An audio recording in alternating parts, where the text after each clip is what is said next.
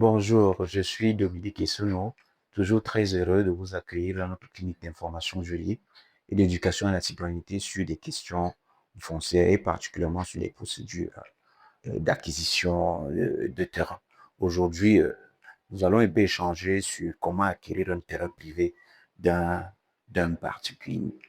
Ce qu'il faut de prime abord dire, c'est que un terrain privé d'un particulier est une parcelle de terre qui appartient à une personne physique.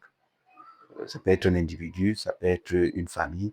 Et bien évidemment, ça n'appartient pas à l'État ou aux collectivités publiques ou à une entreprise. Dans ce cas ici, le propriétaire a le droit exclusif d'utiliser ce bien comme il entend, et d'en profiter de vendre selon les lois, les lois en vigueur.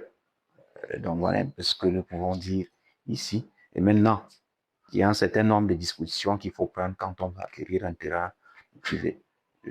Nous allons toucher 3 points. Il y a un premier point qui est la vérification et la sécurisation. Le deuxième point qui est les procédures techniques. Et le troisième point qui fait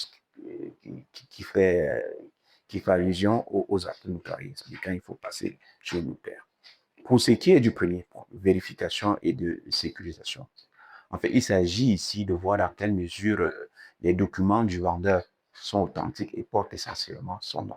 C'est quoi exactement? Donc, pour le faire, qu'est-ce qu'il faut exactement faire? Il faut demander une copie du titre foncier et la carte nationale d'identité du propriétaire. Et donc, quand nous demandons le titre foncier du propriétaire, en fait, c'est pour vérifier l'authenticité de ce titre foncier, de vous-même, le demandeur.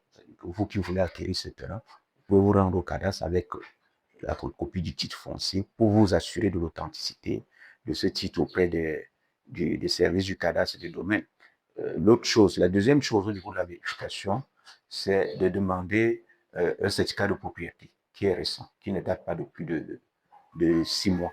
Vous-même, vous pouvez, sur la base d'une copie du titre foncier, aller procéder à l'obtention du certificat de propriété dans les services du cadastre. Ça vous permet de faire quoi? Ça vous permet de vérifier si le nom qui est sur le titre foncier est exactement le nom qui est sur le certificat de propriété. Et donc, le nom du propriétaire est exactement celui qui est dans le certificat de propriété. Donc, il peut signer tous vos documents. Ensuite, ce qu'on peut faire, c'est de visiter physiquement le terrain. Quand on a déjà fait toutes ces vérifications, on peut aller sur le terrain pour visiter le site en présence d'un géomètre, assermenté pour identifier les bords. Ça, c'est la première étape de la vérification. Maintenant, la deuxième étape, c'est la procédure technique. Ici, il s'agit des activités qui ont un lien avec le cadastre. C'est-à-dire que pour démarrer cette partie, on vous fait signer une demande de morcellement. En cas d'achat d'une partie du terrain ou d'une mutation totale, on vous fait signer une demande de morcellement. C'est des fiches qui sont officielles, qui sont déchiffrées. Maintenant, on effectue des levées topographiques et le bornage, comment dire, le bornage contradictoire avec les voisins. C'est-à-dire que quand on le fait, il faut que les voisins soient là pour que le bornage ne soit pas opposé. Une fois donc qu'on a signé cette demande de morcellement ou de mutation au total, et une fois aussi qu'on aura fait les levées et le bornage sans opposition, on passe maintenant à la réalisation du dossier technique. Et c'est le géomètre qui s'occupe de toute cette procédure auprès des services du cadastre. Et donc, une fois qu'on a fini avec le dossier technique, on passe maintenant à l'acte notarié, aux formalités légales. Tout ça se fait chez le notaire. Donc, il s'agit ici, sur la base des informations des différentes autres étapes, de signer, de produire un acte de vente devant le notaire. Et cette action est obligatoire par la loi camerounaise pour les transactions immobilières entre privés. Et à cela, après cela, vous allez payer un certain nombre de frais, des frais d'enregistrement et des taxes foncières auprès de l'administration fiscale par l'intermédiaire du notaire.